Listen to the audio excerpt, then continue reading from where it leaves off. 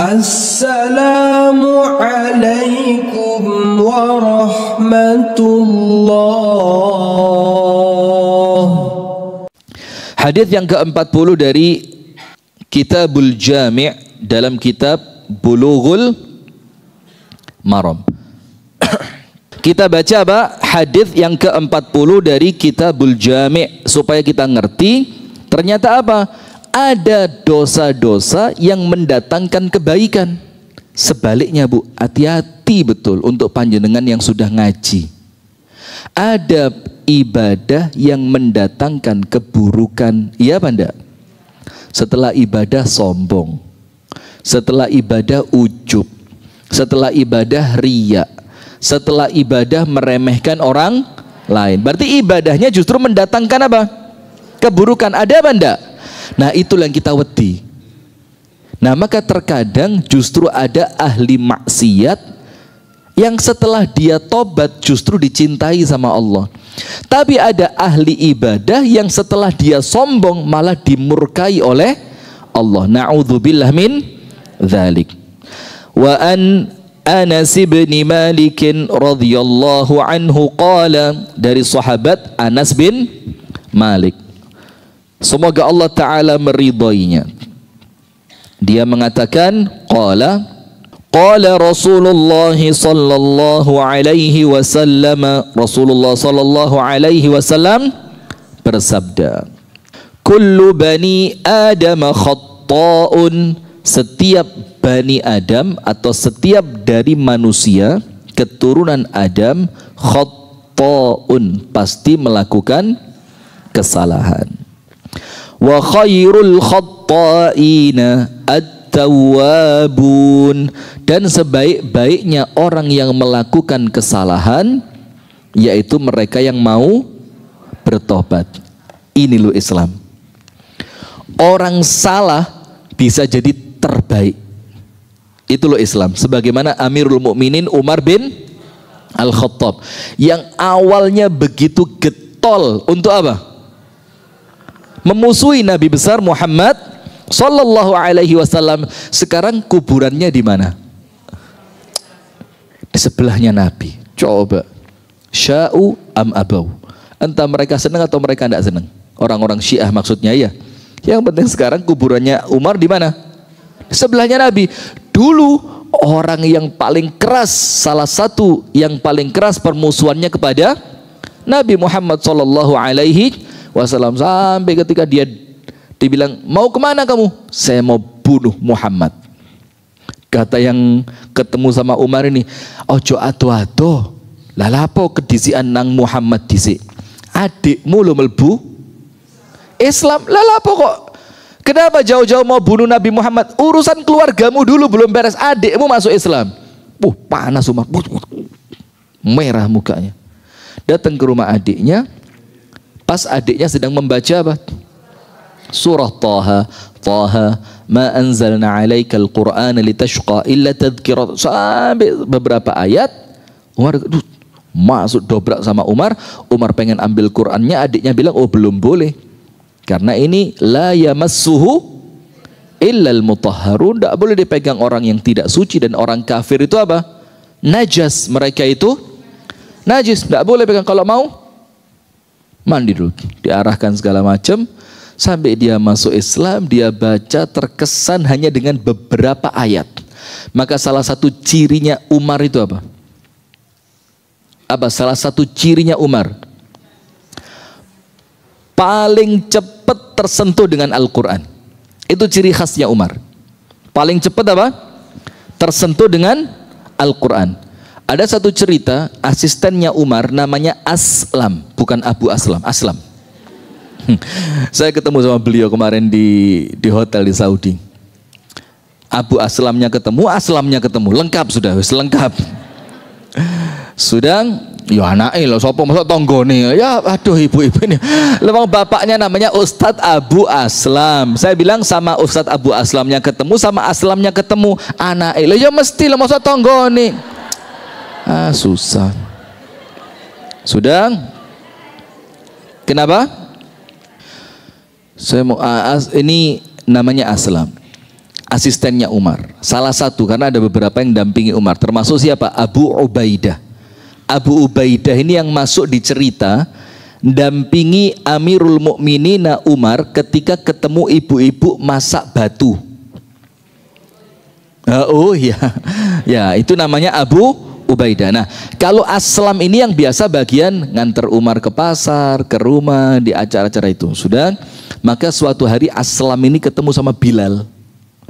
Terus tanya, ya Aslam, sif lana Umaran idza ghadib. Aslam, kata Bilal, saya penasaran. Coba ceritain bagaimana keadaannya Amirul Mukminina Umar kalau sedang marah. Bayangin nggak marah aja, apa bahasanya ya? Yo sudah cukup menakutkan. Apalagi ketika marah. Apa kata Aslam? Wallahi ya Bilal, idza ghadib kana Umar idza ghadib la yusaf. Umar kalau marah ndak iso diceritakno. Bilal tanya, kenapa ndak iso diceritakno? Marahnya besar. Dan bukan cuma itu, kenapa kami tidak bisa menceritakan? Jangankan Umar marah, mulai kate marah kami udah pergi. Bagaimana kelihatan Umar marah? Loh, dia menjelang marah saja masih muqaddimah, masih innal hamdalillah. Itu kami sudah pergi. Seperti ibu-ibu baru innal hamdalillah sudah merem. Baru muqaddimah, wes. Nah, ini mirip-mirip sama Aslam ini. Terus apa kata Bilal? Wallahi la. Oh, kamu keliru Aslam, kata Bilal. Tidak begitu. Saya pernah ketemu Umar di puncak kemarahannya, pas ngamuk sing paling pol, di puncak kemarahannya. Waktu itu faqara'tu alaihi ba'dha ayil Quran. Aku bacakan di hadapan Umar di puncak-puncak kemarahannya sedikit ayat Quran. Terus apa yang terjadi? Fata'ta'a ra'sahu ka'annahu at-tayrul madhbuh. Langsung Umar itu diem, langsung gini. Tidak lama pingsan seperti burung yang disembelih. Apa ayat yang dibaca sama Bilal? Wal kadhiminal ghaidha wal 'afina 'anil nas wallahu yuhibbul muhsinin. Salah satu ciri penghuni surga itu apa? Kadhiminal ghaidh, pandai menahan amarah. Jadi tengamuk langsung seketika. Ya bukan seperti itu juga ya, tapi marahnya itu dikelola. Bukan orang yang diperbudak oleh nafsunya, kepingin ngamuk, kepingin jerit. Itu orang lemah. Maka dibilang orang kuat itu bukan yang menang pertandingan gulat kan, tapi siapa orang yang kuat itu? Kalau lagi emosi, emosinya ditahan.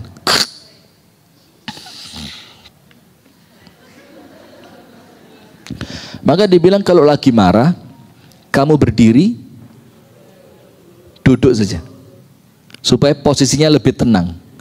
Kalau duduk, berdiri, bolak-balik bu, la ilaha illallah. Kalau ini semakin rendah, jangan semakin naik. Kalau berdiri, duduk. Kalau duduk, berbaring. Dalam riwayat yang lain dikatakan marah itu dari setan, setan tercipta dari api. Maka kalau kamu sedang marah, wudhu. Maksudnya apa? Padamkan kemarahan dari setan yang terbuat dari api dengan air wudhu. Dalam riwayat yang lain dikatakan idza ghadhiba ahadukum falyaskut. Kalau salah seorang di antara kalian marah, ojo ngomong, diam. Karena banyak sekali orang ngomong ketika marah akhirnya menyesal. Iya benda. Dalam ucapan para ulama dibilang apa? Kalau kamu marah mendingan tinggalan. Mendingan apa? Tinggalan. Maka Rasulullah ketika marah dengan sebagian istrinya, itu sama Rasulullah ditinggal. Sama Rasulullah apa? Ditinggal. Nah maka ibu-ibu sekalian dirahmati oleh Allah, maka dikatakan kok bahas marah ya? Tadi kan ini kullu bani Adam khatta'un. Setiap manusia, Umar itu cirinya apa? Sangat gampang terpengaruh dengan ayat Al-Quran. Maka ketika di puncak-puncak marahnya dengar Quran, langsung apa? Tunduk. Sami'na wa ata'na. Itu Sayyiduna Umar ibnul Khattab radhiyallahu ta'ala anhu. Nah itulah Islam, Bu. Dari orang yang bersalah, orang yang berdosa, orang yang melakukan kesalahan, tidak tertutup kesempatan kesalahan itu menjadikan dia orang terbaik. Nah sekarang tak cerita nih. Mau? Ada orang, ibu-ibu, rumah tangganya rusak karena kesalahan masa lalu. Dulu waktu berumah tangga kurang sabar, kurang ibadah, kurang qanaah, sampai terakhir Allah takdirkan apa? Pisah. Sudah, setelah pisah, perempuan ini mulai rajin ngaji. Mulai dia memperbaiki diri. Dia ngerti, oh ternyata zaman dulu saya emosian. Ternyata zaman dulu saya orangnya kurang bersyukur. Saya tidak qanaah. Setelah dia dalam proses memperbaiki diri, semakin hari semakin baik, semakin lama dia menjadi perempuan yang semakin baik. Semakin apa? Baik. Sampai dikenal, ini loh perempuan baik. Nah sudah, ketika itu ada seorang laki-laki melamar dia, dan kelihatan laki-lakinya juga Masya Allah laki-laki yang baik. Setelah dia menikah, dia jadikan pengalaman perceraian sebelumnya sebagai pelajaran untuk rumah tangganya. Sekarang rumah tangganya baik, dia berbahagia dalam rumah tangga yang barunya. Kenapa? Karena keburukan masa lalu, kesalahan masa lalu menjadikan dia menjadi orang yang lebih baik. Dan itu Islam. Jadi Islam itu tidak melihat Anda siapa dulunya, tapi Islam itu melihat sekarang Anda seperti apa. Betul lah benda? Nah maka dalam Islam itu amalan kita yang dihitung awalnya, tengahnya atau akhirnya? Awal, tengah atau akhir? Akhir. Maka innamal a'malu bil khawatim. Amal itu yang Allah lihat terakhirnya. Kalau awalnya jelek, ternyata akhir-akhirnya tobat, sholat, ngaji, istighfar, kumpul sama orang baik, sampai meninggal ya baik sama Allah, dicatatnya apa? Baik. Maka kita perlu hati-hati juga. Yang nampaknya sekarang baik, kudu ikhtiar, kerja keras bagaimana kebaikannya istiqomah. Supaya apa? Kebaikan ini nanti yang mengantarkan kita sampai kematian yang husnul khatimah. Allahumma, yang keras, Allahumma. Sekarang kita baca, kullu bani Adam khatta'un wa khairul khatta'ina at-tawwabun. Setiap manusia pasti melakukan kesalahan, dan orang yang terbaik setelah dia melakukan kesalahan adalah mereka yang mau bertobat. Berarti sifatnya manusia apa? Bersalah. Nah tapi ingat, sifat itu bukan sifat akhirannya manusia. Itu sifat awalannya manusia. Akhirannya apa? Supaya kesalahan tadi, dosa tadi, keburukan tadi bisa mendatangkan kebaikan. Sifat awalan penuh dosa harus ditutup dengan sifat akhiran senang bertobat. Maka ayatnya, innallaha yuhibbut tawwabin.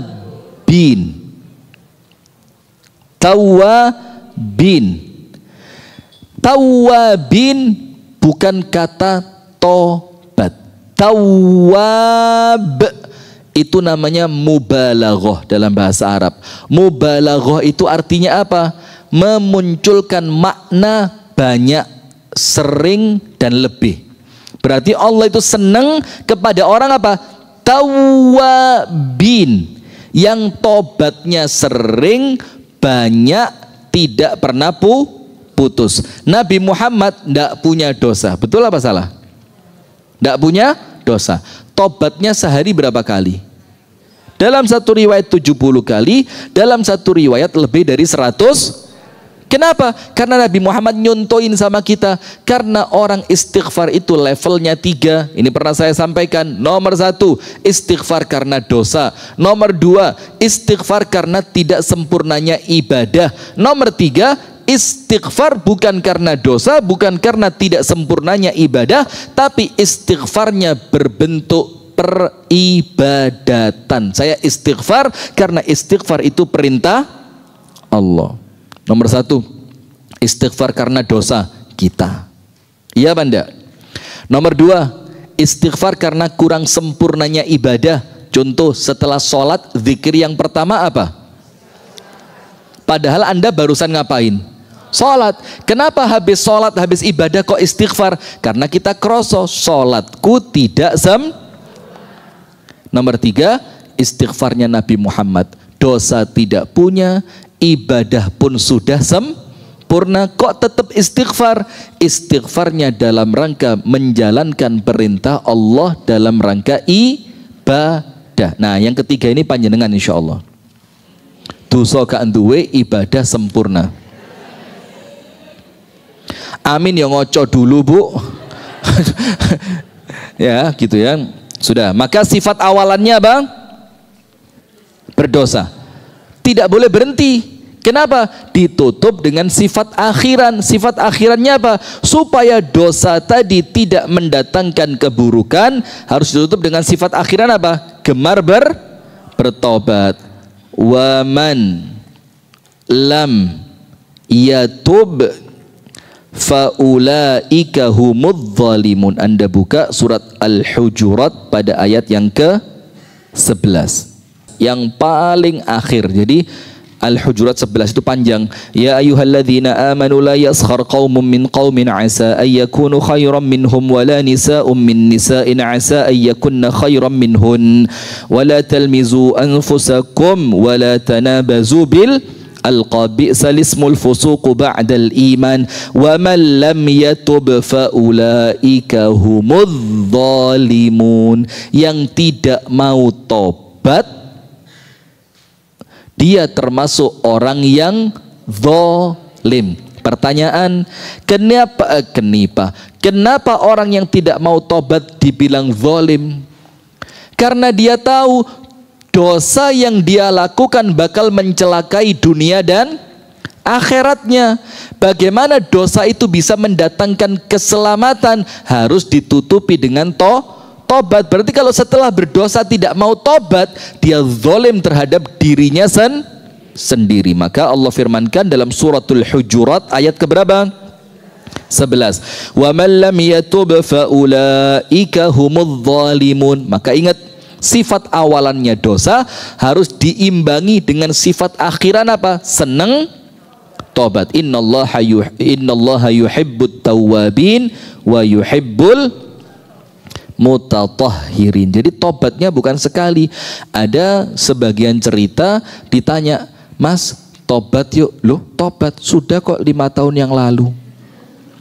Jadi dianggapnya sama dia tobat itu kayak pilpres. Rutinitas 5 tahunan. Lah, tobat itu apa? Wazifatul yaum. Tobat itu adalah kegiatan setiap hari, setiap waktu, di setiap tempat, di semua keadaan. Maka ucapan kita apa? Astaghfirullah wa atubu ilaih. Sebanyak-banyaknya. Kullu bani Adam khata'un wa khairul khata'ina at-tawwabun. Dan sebaik-baiknya orang yang salah adalah mereka yang mau tobat. Sekarang kita tulis nomor 1 faidah dari hadis ini. Kullu bani Adam khata'un wa khairul khata'ina at-tawwabun. Setiap manusia pasti berdosa, bersalah, dan sebaik-baiknya mereka yang bersalah, bayangin sudah salah masih bisa baik. Syaratnya apa? Mereka yang mau tobat. Bukan cuma dosanya diampuni, sama Allah dicintai. Bayangin, sama Allah apa? Dicintai. Nomor 1, Al-haditsu dalilun ala annahu la yakhluwa minal khati'ati insanun. Ini dalil menunjukkan tidak seorang pun dari manusia yang terbebas dari dosa. Nomor satu, dalil ini, hadis ini merupakan dalil, ya pakai bahasa Anda aja, jangan saya dikte, bahwasannya tidak ada seorang manusia pun yang terlepas dari, ya benda. Coba di sini aja, ini angkat tangan sing gak duwe dosa blas. Saya nyontoh itu loh, bukan saya bukan angkat tangan loh. Ayo, angkat tangan sing gak duwe dosa blas. Angkat tangan. Kalau enggak saya suruh angkat kaki loh ini. Sudah ya, enggak ada. Itu artinya kita sadar. Nah, sekarang kalau sadar tidak ada seorang pun dari kita yang tidak berdosa, berarti kalau ngelihat orang lain berdosa, ojo nggumun. Nggumun itu bahasa mana? Jangan heran. Maka Gus Mus itu bilang apa? Dadi menungso ojo ngumunan, ndelok wong sugih ngumun, ndelok wong sukses ngumun, ndelok wong maksiat ngumun, ndelok wong ganteng ayu aduh, itulah dunia kata Gus Mus. Gak usah kagetan, gak usah gampang panik. Ya namanya dunia, ada kaya, ada miskin, ada sukses, ada gagal. Itu biasa di dunia. Maka kalau ngelihat orang lain berdosa, ya ojo, najis, neraka, nggak pakai begitu. Kenapa? Hari ini dia, sebentar lagi Anda, boleh jadi saya. Jadi nggak usah kaget. Maka kalau ngelihat orang yang berdosa itu apa? Yang muncul perasaan iba. Iba itu apa? Ya Allah, beri taufik supaya dia lebih baik. Mudahkan dia untuk berubah.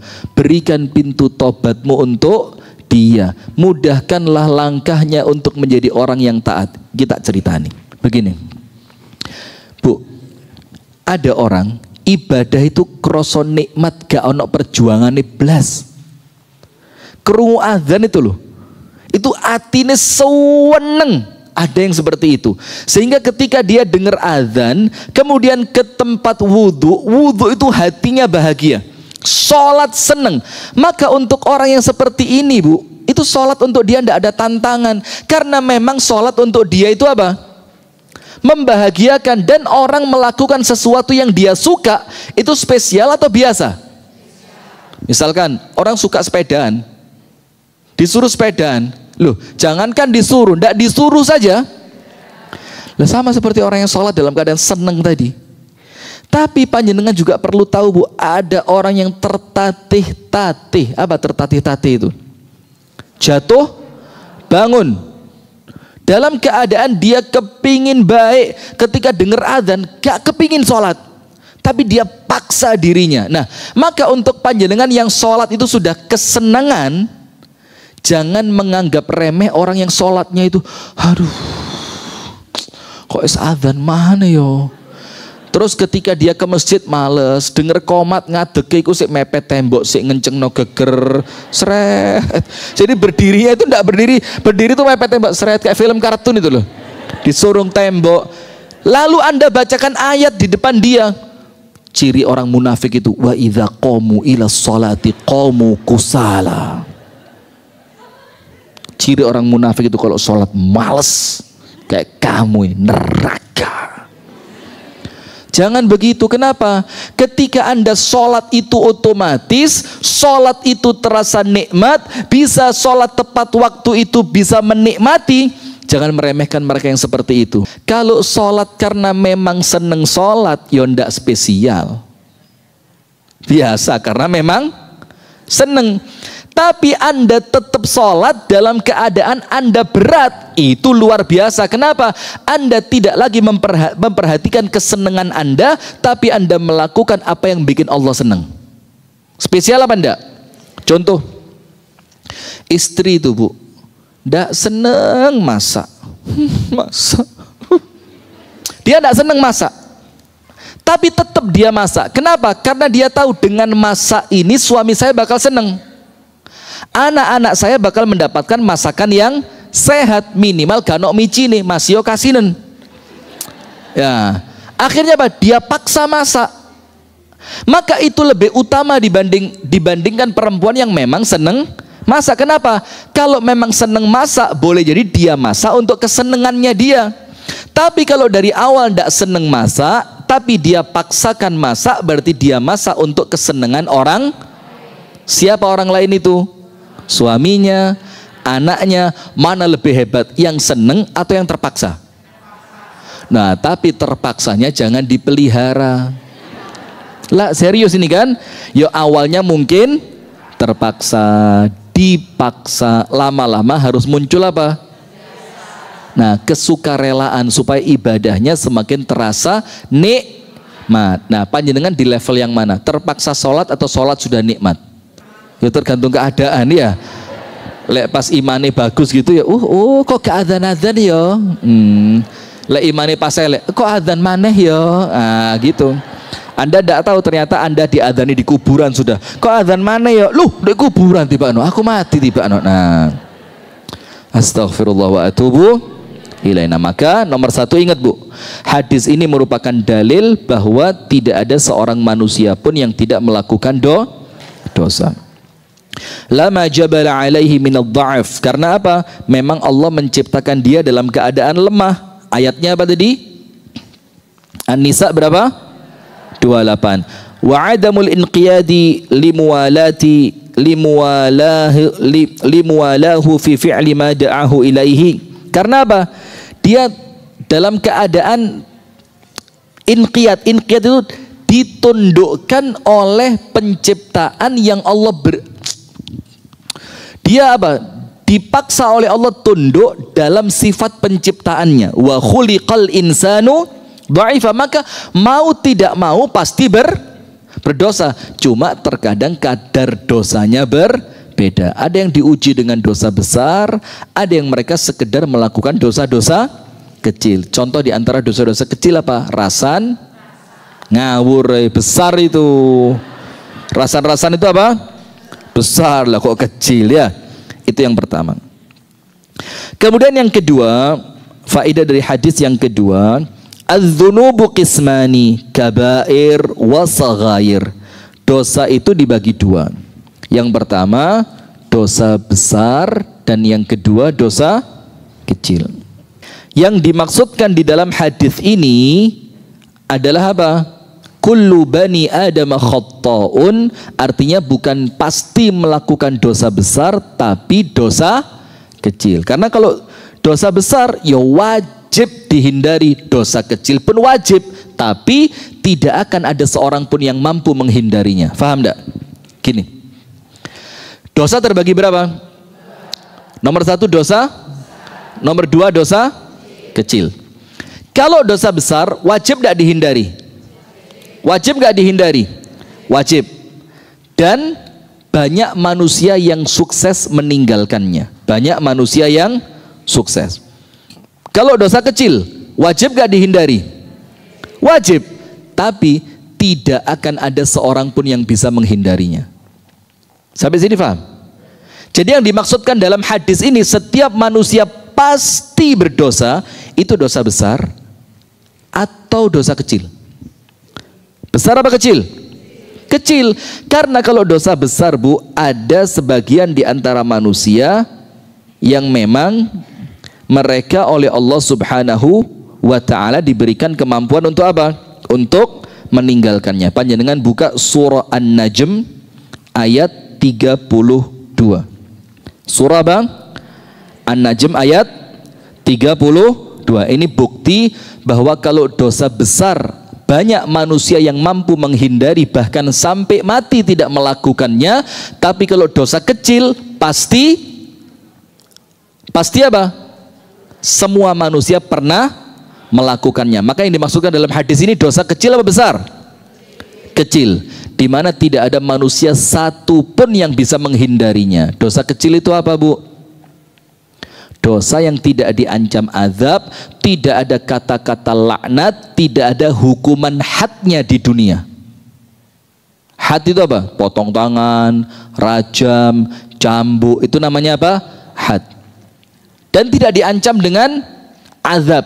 Tidak pula ada kata-kata laknat. Itu dosa-dosa kecil. Sekarang kita baca An-Najm 32.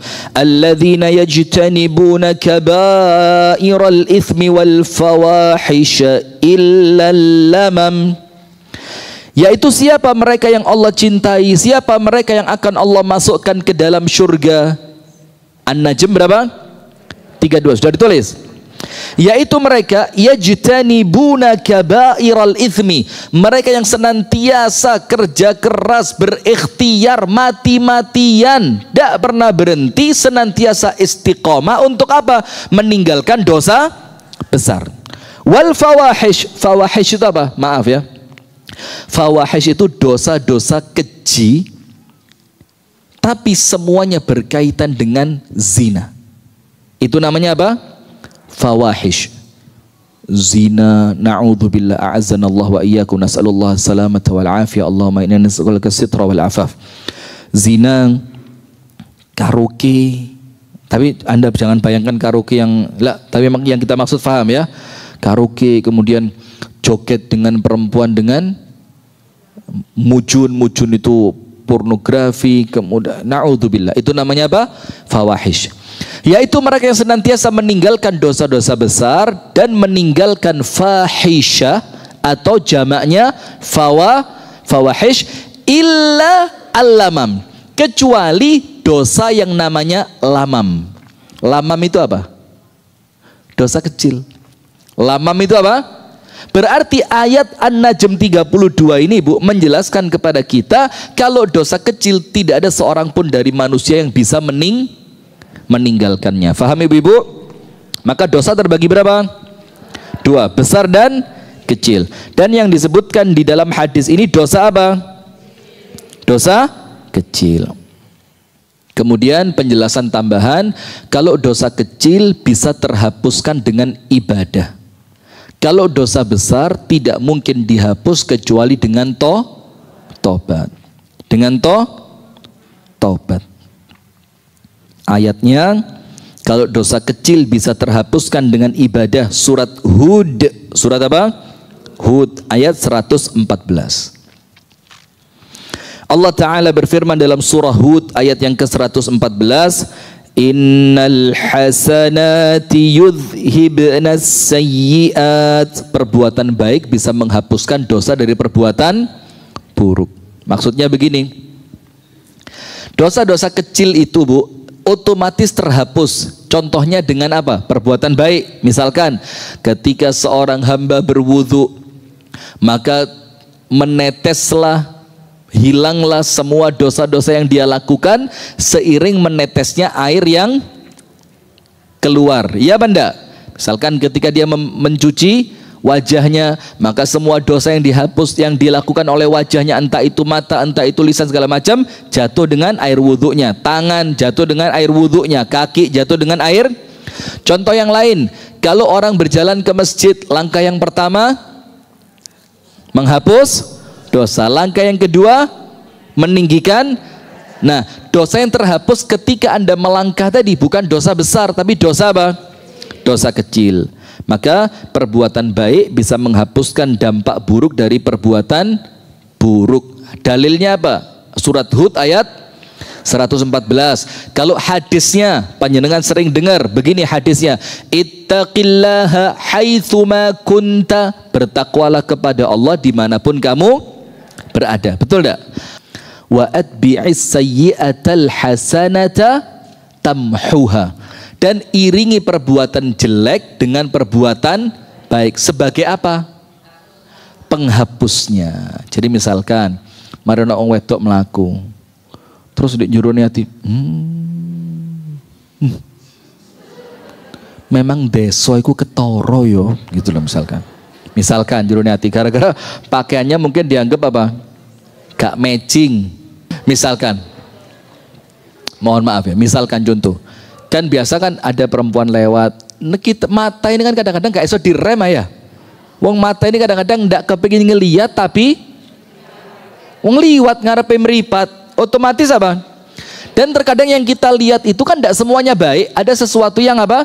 Nampaknya kurang pantas, kurang pas, kurang segala macam lah. Akhirnya ketika mulai muncul jurune hati, jene desa iku ngetarani kok. Nah, gitu ya. Mulai muncul perasaan apa? Ujub. Dengan menganggap orang lain lebih rendah. Nah, setelah seperti itu Bu, terbersit dalam hati Bu, langsung cepet-cepet apa? Istighfar. Astagfirullah, tidak boleh dosa.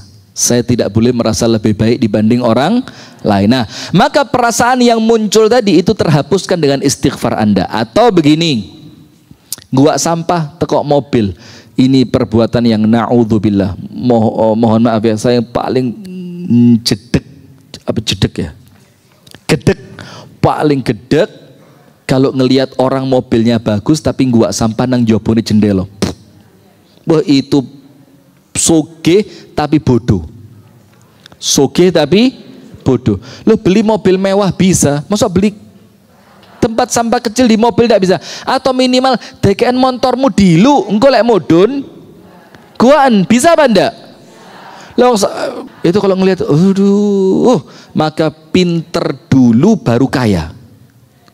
Pinter dulu baru kaya. Nah, ini Bu, ketika Anda merasa, loh, kadung ke gua, itu kan nggak boleh saya buang sampah sembarangan. Maka kafarohnya apa? Boleh jadi nanti ada orang Anda kasih duit, ya entah 5.000, 10, atau apa? Boleh jadi kafarohnya juga apa? Nanti kalau ada sampah di pinggir jalan, Anda ambil. Ada gangguan di pinggir jalan, Anda mudah-mudahan itu menjadi apa? Penebusnya. Itu dosa kecil. Kalau dosa besar tidak terhapus dengan amal soleh, karena dosa besar wajib dengan tobat. Sip. Yang ketiga, as-saghairudz dzunub la sabila ila hasriha wa 'addiha. Dosa kecil itu Bu tidak terhitung. Dosa kecil tidak terhitung. Wa ammal kabair, sementara dosa besar para ulama menghitungnya walaupun jumlahnya berbeda. Ingat, kalau dosa kecil tidak terhitung, maka tidak ada kitab kumpulan dosa kecil, tidak ada, karena saking akei. Tapi kalau dosa besar, ada, para ulama mengumpulkan kitab Al-Kabair, 72 dosa besar. Ada yang mengatakan 7, ada yang mengatakan 72, ada yang mengatakan cuma 60, ada yang mengatakan cuma 10. Tapi kalau dosa besar bisa dihitung, tinggal dilihat apa? Ciri-cirinya saja. Tapi kalau dosa kecil itu tidak bisa dihitung. Ada ulama yang mengatakan 7 dosa besar itu ada berapa? 7, yaitu apa? Sab'u mubiqat, 7 dosa yang membinasakan. Namanya sab'u apa? Sab'u mubiqat, 7 dosa besar yang membinasakan. Apa 7 dosa besar yang membinasakan itu? Nomor 1, tulis apa enggak? Nulis. Nomor 1, syirik. Nomor 2, sihir. Maka pelaku sihir itu Bu, itu otomatis murtad. Otomatis apa? Murtad. Hati-hati loh ya. Sihir itu kufur. Sihir itu apa? Kufur. Hati-hati. Sihir itu termasuk apa? Santet. Terus apa lagi? Perempuan kepingin sing lanang kepencut, pelet. Kemudian apa lagi? Nutupi tokone wong. Ada loh ini Bu. Dan itu kejadian. Bukan, oh lo gak percaya aku. Ada warung lagi, toko, bukan warung kali, toko kelontong, apa toko kelontong itu? Peracangan, jualan beras, gula, kopi, roti, segala macam ya. Biasanya rame, tidak pernah sepi. Tiba-tiba blas, tidak ada orang masuk. Kan dia curiga loh. Yo, lek mudun kan bertahap ya. Ini kok tiba-tiba?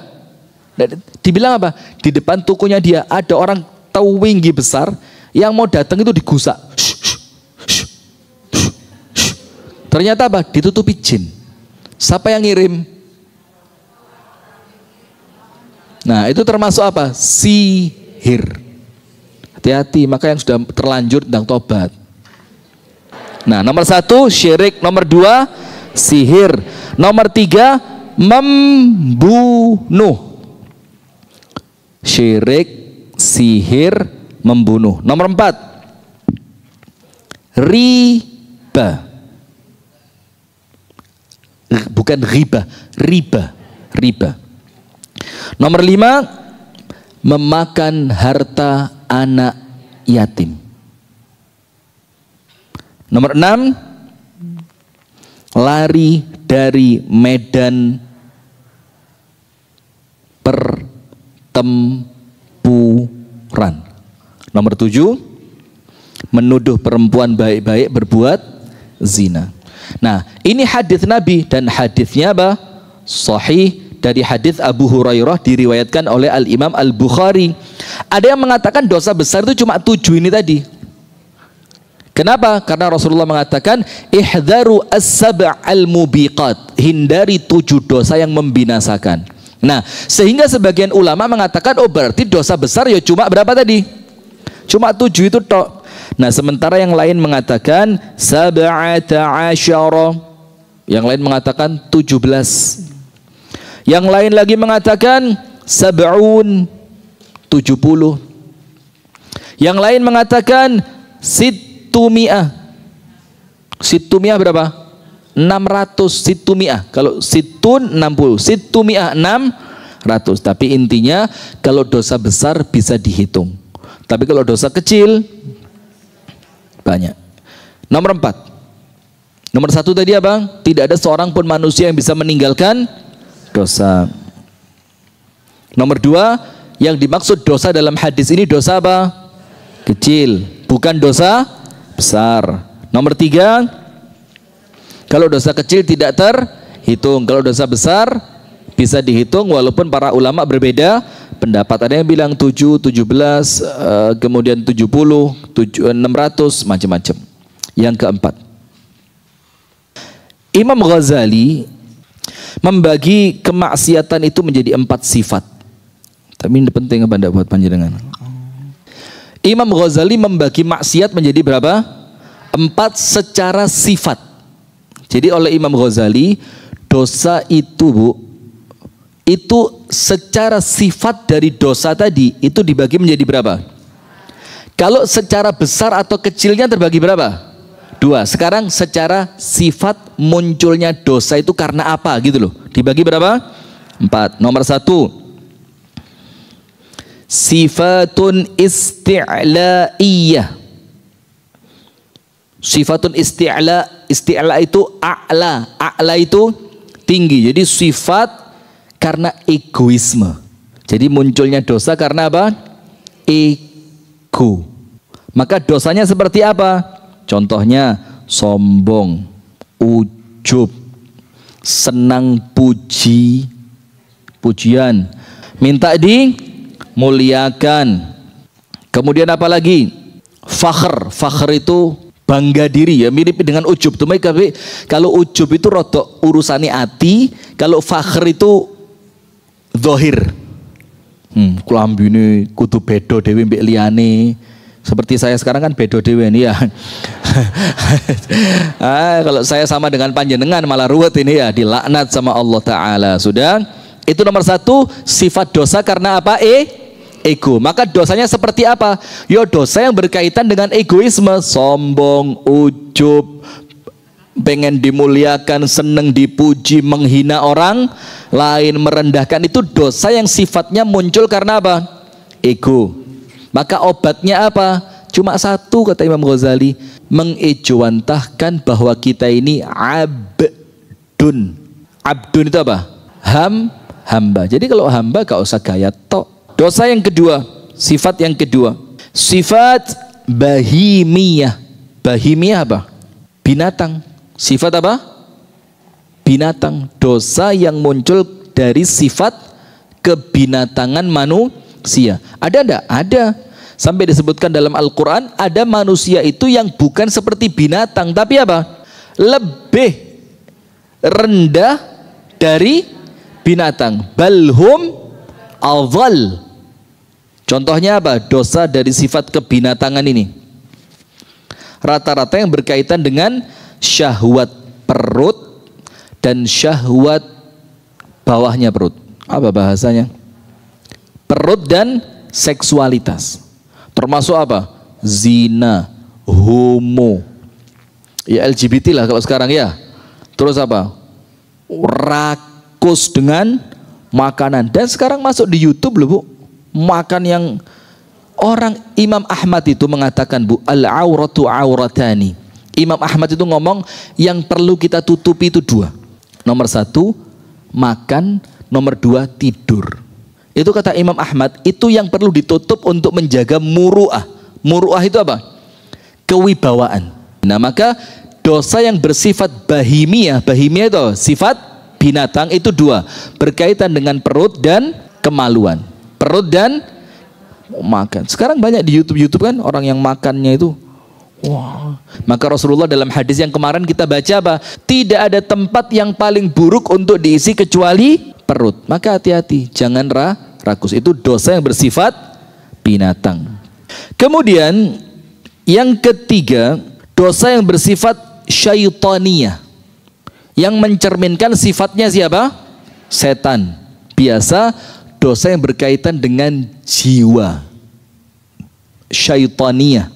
Biasanya dosa yang berkaitan dengan apa? Jiwa. Apa bahasanya jiwa itu apa ya? Mungkin makna yang mendekat, Ibu, mentality. Mental. Contohnya apa? Dosa syaitaniyah ini.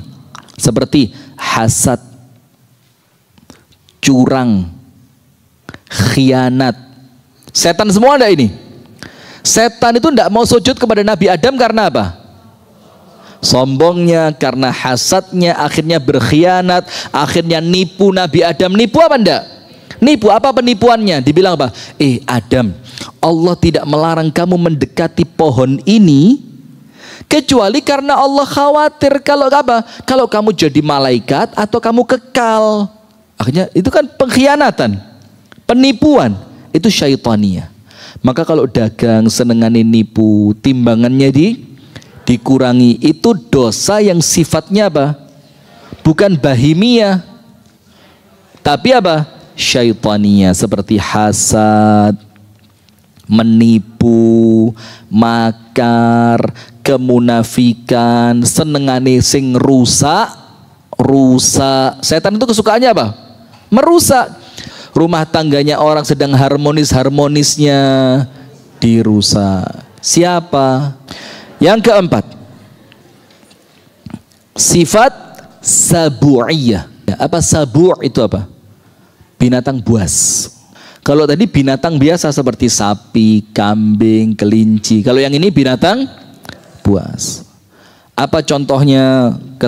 Dosanya sabu'iyah ini? Marah, menyerang, membunuh, memukul, merampas. Iya apa enggak? Marah, menyerang, membunuh, memukul, merampas. Itu sifat dosa yang muncul dari apa? Sabu'. Sabu' itu apa?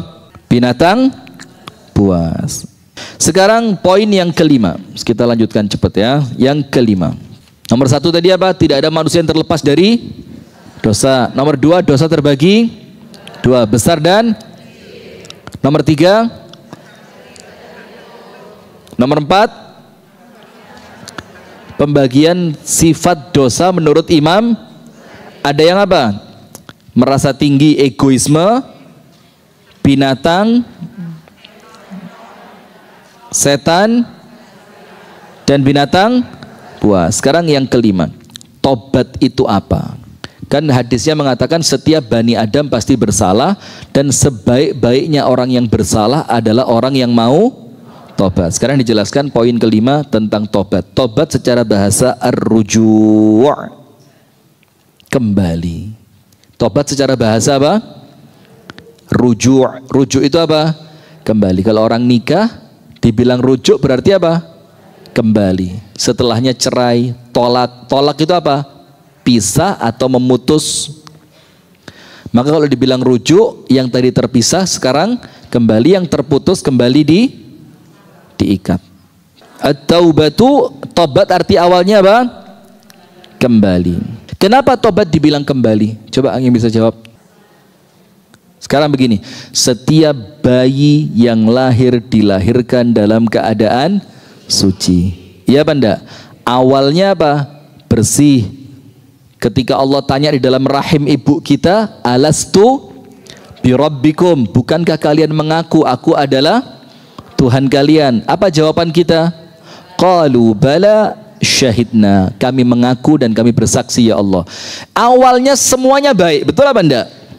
Seiring berjalannya waktu mulai maksiat, mulai ingkar kepada Allah, mulai melakukan dosa. Nah, maka ketika kita tobat berarti kita sedang kembali menuju fitrah, kembali menuju pengakuan kita bahwa Allah adalah Tuhan kita. Itulah kenapa tobat dibilang kembali. Berarti orang yang berdosa, dia orang yang sedang apa? Kesasar. Maka kalau kesasar cepat-cepat balik. Maka setiap selesai melakukan dosa artinya kita sedang apa? Kesasar. Maka harus apa? Harus segera kembali. Supaya apa? Kembalinya masih mudah dan kita masih tahu alamat awal. Lek wis kadung terlalu jauh, kadung kesuwen, kuatirnya apa? Wis lali, bali omas, balik nandi. Sudah lupa jalan kembali, dan kembalinya pun susah. Maka oleh Allah Ta'ala, oleh Rasulullah Sallallahu Alaihi Wasallam, kita diminta apa? Diminta setiap berdosa disuruh langsung tobat.